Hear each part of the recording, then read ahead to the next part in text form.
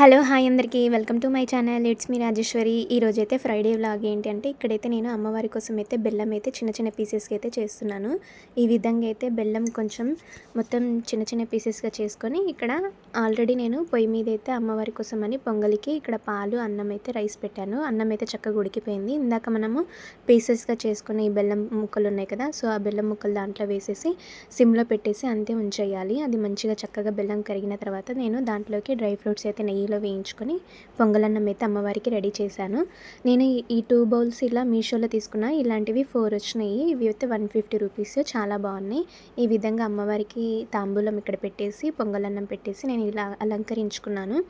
ఇలా అన్నీ పెట్టిన తర్వాత దీపారాధన చేసేసుకొని అలానే బయట తులసమ్మకు కూడా ఇలా దీపం అయితే ముట్టించుకున్నాను. ఈరోజైతే గడపలకి పసుపు కుంకుమలు అన్నీ పెట్టి బియ్యం పిండితో ముగ్గులైతే వేశాను. పూజ అంతా అయిపోయినాక ఈరోజు బ్రేక్ఫాస్ట్లోకి అయితే దోశ వేసుకొని ఇక్కడ పొంగలన్నం కూడా పెట్టుకొని ఈరోజు ఫ్రైడే అయితే ఇలా మార్నింగ్ కంప్లీట్ అయిపోయింది.